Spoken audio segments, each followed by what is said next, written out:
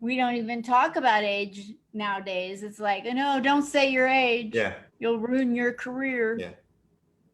You're a millennial or you're no one. I know. It looks like it's starting to go live now. It's real slow.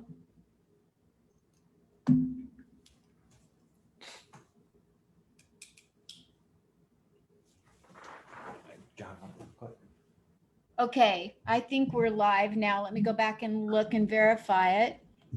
Okay.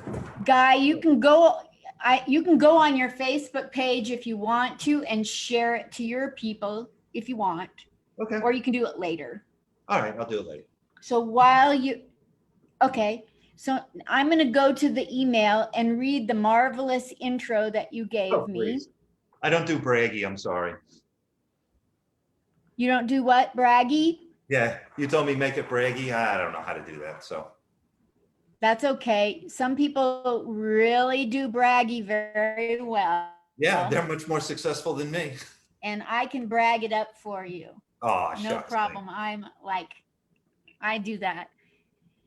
Facebook, welcome to Comic Spot. We're here again, vetting out veterans of comedy. I doubt that Guy Fessenden would call himself a veteran of comedy, but I do, because he's doing it, and he's doing it on a regular here in Vegas at the Delirious. And so you got to get on over here and check this guy out. Let me read the intro he sent to me. That's Guy over there in that square. This is Linda. That's Guy. He's a guy. You don't know difference. I don't know. Have you had a gender reveal party yet? No, but every day I get a gender reveal party. We got participation trophies for our sex and gender. Anyway, back to the story. Guy Fessenden has 2 years of stand-up under his belt. Where better to put it than under your belt? He's currently the house MC for Delirious Stand-Up Comedy, located inside the downtown Grand Hotel and Casino, just off Fremont in downtown Las Vegas. Shows will be starting up again next Thursday, which is this Thursday. No, a week from today, the 15th. Okay. Oh, perfect. I can't wait. Oh, it says October 15th at 8 and 10 p.m. Thursday and Sunday nights. That's like twice a week. That's more than you're getting at Thursday through. Oh, yeah. You know, I will mix up anything if you give me a chance. I'm doing great. He's outrageous at the age of 64. Guy began pursuing comedy as an item on his bucket list. Can you believe it? His bucket list, not his kick the bucket list, the bucket list. It was intended to be a short flirtation with something new, but has turned into a passion. Probably because of Don Barnhart. Where it goes and what happens from here remains to be seen, but he's loving it and is grateful for the opportunity to help people laugh during a very challenging period in all of our lives. Possible areas of discussion could be motivation. I know. I can't wait to get into it. You guys, welcome to Comic Spot. The handsome, the sweet, the nice, the humble. I can tell all this because I'm a psychic. Guy Fessenden. Woo! Hi. Are you really a psychic? No. Oh. I just said that. I tell people that I know I can read their minds. You're thinking I'm an old lady, and I go into a whole thing about what the audience is thinking. And then I find out everybody does that, and it's very hack. Okay. Hi, welcome. Thank you. Thanks for having me. We have a common friend, Stephen Pearl, who kind of put this together on our behalf. So that's awesome. Thank you. I love Stephen Pearl. He's got so many wonderful qualities. Oh my God. I can't imagine when he was working with Robin Williams, what those writing sessions must have been like. My gosh. I'd have paid $1,000 to be a fly in the corner. Right. Right. Something that should have been Facebook Live was that. That would have been Yes. awesome. I think that probably Robin got some of his abilities from Steven, because Steven's just natural. He's not that, he's been my roommate twice. Yeah. And that's just the way he is. It's not an act. That's Oh, how no, no. You spend 5 minutes with him and you know that's the real deal. And what Robin is on stage is Steven in real life. So I agree with you completely. He probably picked up so many of Steven's qualities and mannerisms. I think so too. Yeah. I've heard him in his room just talking to his cats like he's on stage. I mean, that's just the way, that's his vernacular. I bet his Yeah. cats have anxiety though. If they have to, they're in a small room with Stephen Pearl doing his act. Hey. Those cats, oh my gosh, they're so funny. They're so fun. Talk to me about starting comedy when you're at this age. I started when I was 63. I'm 69. Talk to Okay. me about that. Talk to people about it. Well, first off, you've got to be lying because you can't be 69. I am. Stop. But yeah, I had always had an itch or an interest to be able to do something like that. It became more pronounced as I got later into my life.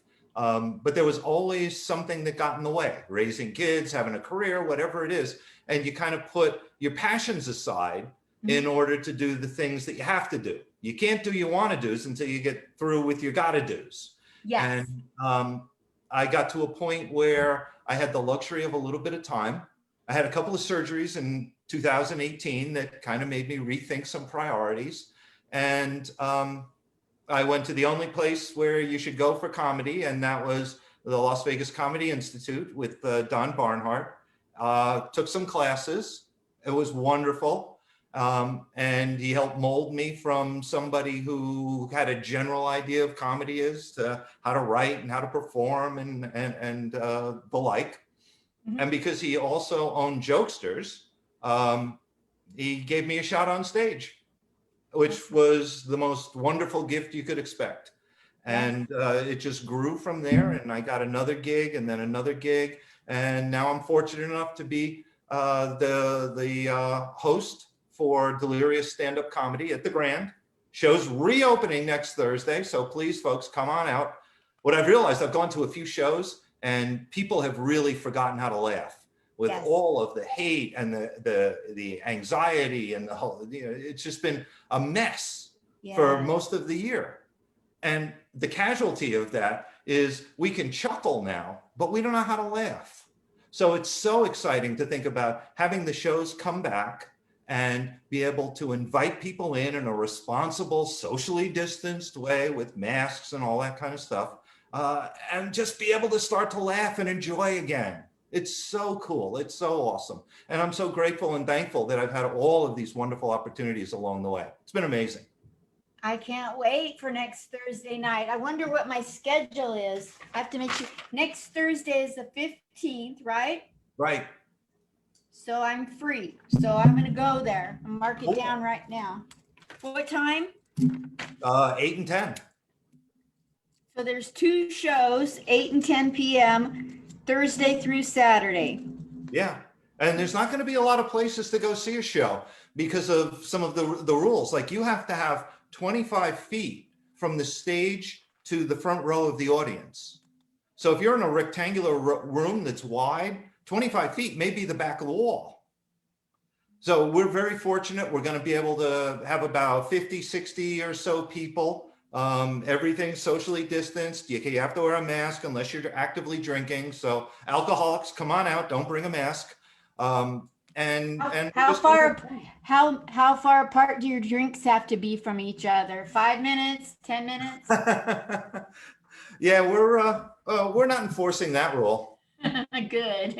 I'll go get 2 gin and living their lives again. It's been a long time. We have to live our lives. We have to be able to say there's more to life than living in fear of COVID. And get out, have a few laughs, have a couple of drinks, be responsible, and let's find some balance and get back to, having a nice life. How much does it cost to go see you on Thursday at 8 o'clock? Well, the tickets are $34.95, but half off for locals. You can get tickets at the box office. You can get them online, deliriousstandupcomedy.com, or vegas.com, and all of the regular, household names for ticketing. Okay. And it's going to be awesome. We've got some guest stars. We've got people popping in. It's going to be wonderful. It's really cool. Do you know who's on for Thursday? Who's on the lineup? I know Ron Coleman. You know Yeah, Ron? I love Ron's Ron. amazing. Ron was in the original Terminator. What? And Ron was 10 feet away from Arnold Schwarzenegger when he said those memorable words, "I'll be back." Wow. So what a great claim to fame. Yeah. So Ron's on. He was a headliner. He toured the country. He did everything. Kathleen Dunbar is going to be there. Love her. I love her. I love her. Kathleen's my favorite female comic. She's just amazing. And just a riot. So she's going to be there in the feature slot. And then Don Barnhart, it's his residency, it's his room. He's the boss. He's going to be there. Probably a couple of other guests will pop in along the way because nobody's working yet. So you have no idea who's going to walk through the doors because they need some stage time to blow off the dust. I love it. I'll be there. All right. I'll be there. I Cool. can't wait. Kathleen Dunbar, I love her. She said she was looking for a host and I should send her my video, and she wanted 20 minutes clean in front of a crowd. But I can't find a crowd I can't find anybody that'll let me be on stage for 20 minutes with a crowd. Well, 20 minutes clean is hard. That's a tall order. So if you got 20 clean, God bless you. That's amazing. I can do 20 clean. It's just finding people, like open micer is going to let me on for 20 minutes because they got to run a mic. So right. I got me a machine. I'm going to go down somewhere and find some people and go, listen, I need a crowd. Right. I'll find a way to get her a video, but I haven't done it yet. It's hard. Well, you know what? Get a circle on Fremont Street. You know how they have those circles? And just do your stand-up out in the street and I'll video it. Okay, I already am signed up. I've done that already. Oh, okay. So cool. I'll get it. I'll message you and you tell me what times of day will work for you. Awesome. We're in. Let's do it. Thank you. Awesome. We'll get a crowd around us. We'll go, come on, sure. come on. Okay, cool. Thank you, Guy. So what do you want to say? I don't want to cut you short, but I want to give you an opportunity to say anything you want to say to people that are listening. I know you're the host at the Delirious down on Fremont, 8 and 10 p.m. Thursday through Sunday, starting on the 15th. Buy your tickets and go. But what else is Guy Fessenden? What are you for and against that's not necessarily political, but like what are you passionate for, against? Who are you? So my day job is my wife and I run a not-for-profit organization out of New York called Choice of New York that helps people who are mentally ill to be able to get benefits and connect to housing and jobs and whatever their needs might be. And I did that because my daughter, Suzanne, who's now 38 years old, was diagnosed with schizophrenia a long time ago.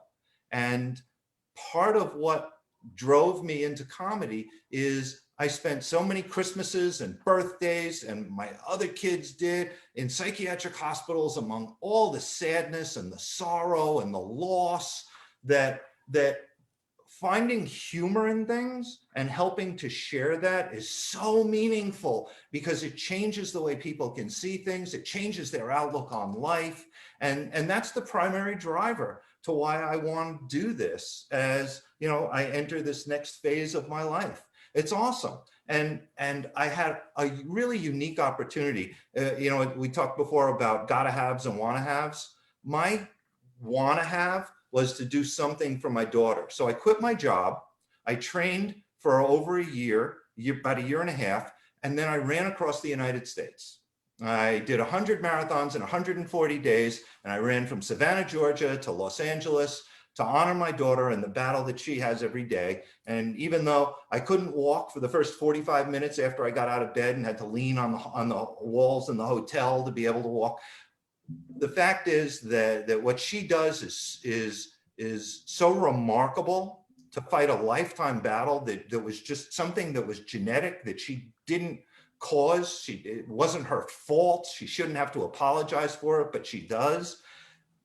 And along the way, I met some incredible people. I got to do 100 interviews and met people from all walks of life. And again, you find that humor, to be able to help somebody to smile, to be able to laugh, to be able to set aside whatever is bothering them or hurting them, is just an amazing, amazing opportunity to be able to do things for other people.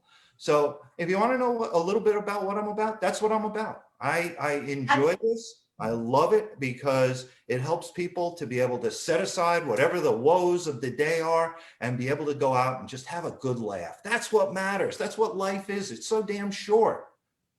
Right? You know what? I'm going on a rant, not to be Dennis No, Miller. don't stop. Don't stop. But So that's it. What's the name of the organization out of New York again? Choice of New York. We embed people. We have about 120 people who work for us, and we see about 2,500 people a month who are in some state have some type of a mental health diagnosis. And you know, working in the system, if you ever try and get Social Security or a benefit or deal with the government, it's impossible. And that's if you have everything working well inside of you. And if something's not working well, it's impossible. You just can't do it. So this agency teams up with people to be able to help them to get to a different place in life than they could have gotten by themselves. And it's great. It's great. You know, one of the things that we were supposed to do is just help people to be able to get housed and get predictable income through benefits and things like that. And we do all that, and we get them their first apartment. Might be 40, 50 years old, and they've never had an apartment. They've lived on the street. They've lived in the park. They've couch surfed, whatever it might be. And then we'll help them to get furniture, and we'll help them to be able to get everything that they need, including a TV. And the most remarkable thing happens when they get the TV, because they've made the first decision in their life about doing something with disposable income. All their life, it was, you have to pay for this, you have to pay, you have to. But you get a TV, and their first elective expenditure is cable TV. It's amazing. And they sit down and you watch them as they watch the TV. And it's usually Wheel of Fortune. I don't know why. But you watch them, and a look comes over their face, like, I am settled, and this is how I'm going to live out my life, or I want more. And then the work really starts, because you have to train somebody who's never been in the workforce to get a job and keep the job 5 weeks after you get the job, when the adrenaline wears off and somebody teases you. So it's remarkably hard. The people who work there, who work with the individual clients, are heroes. They're just heroic. You can't say enough about the types of things that they do for other people. And to change their lives in such a meaningful way. And you step up and you step up and you step up. And then periodically, maybe a third of the time, boom, there's a crash.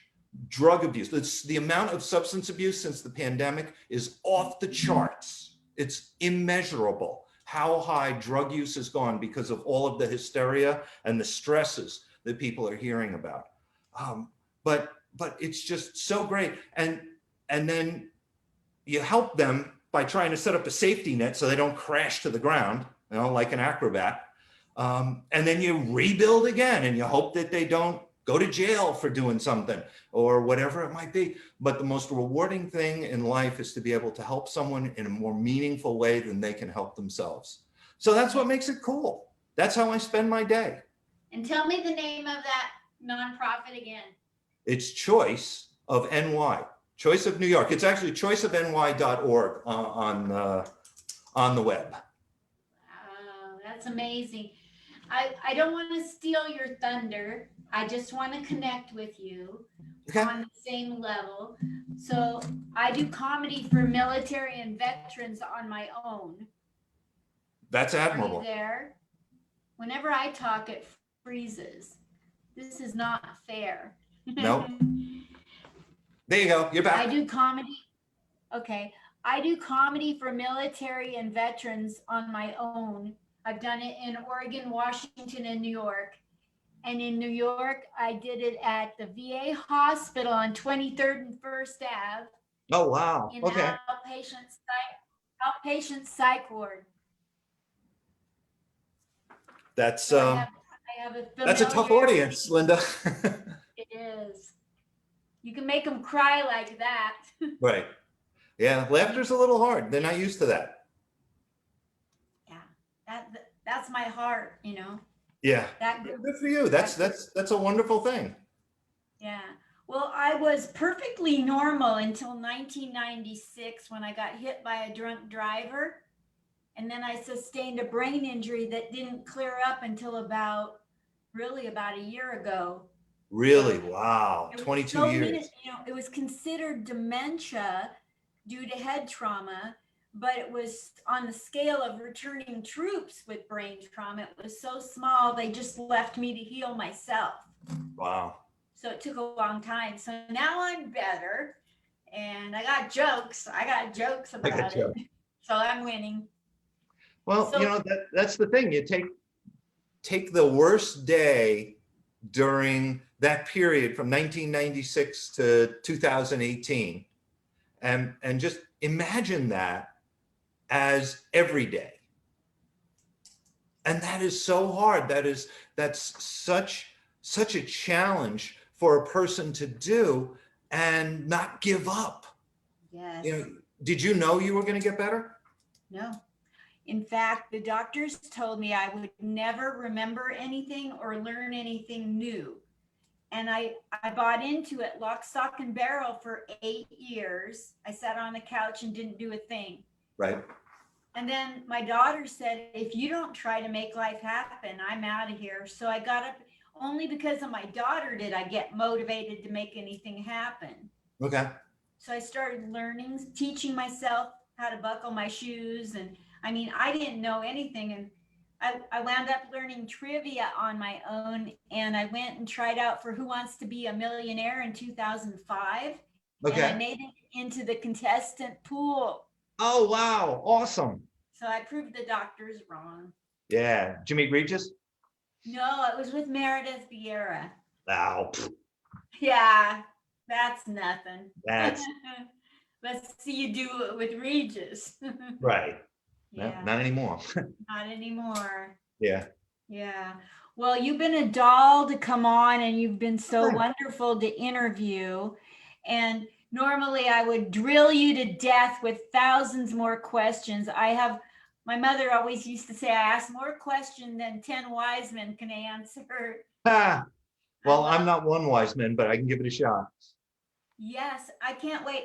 Do you have anything else that you've got booked besides being a host at Delirious that you want to plug? No, right now that's the deal. 4 nights a week, 2 shows a night. That's such a blessing. I'm so grateful and honored to be able to be a part of that. There's a couple of comedy festivals coming up. One's in Hawaii that we're looking at. But the problem is you can't book anything several months out with any kind of predictability that it's going to happen. So there's lots of stuff in the hopper. But I had a thing in Arizona that's just, for next weekend that just got canceled. You don't know. It's gonna be up and down, and now we're in that time of the year when it's cold and flu season, and there's gonna be another spike, and who knows where this thing ends up. So a bird in the hand says Thursday through Sunday at Delirious. I'm so grateful, and it's such a privilege to be able to be there, and looking forward to seeing you next week. I'll be there. You'll see me at the bar getting my gin and tonics. Okay. Gin and tonic. Yeah. They make good drinks there. The guy there is like, okay, for you, you get extra. I'm like, okay. But you're special. Yeah.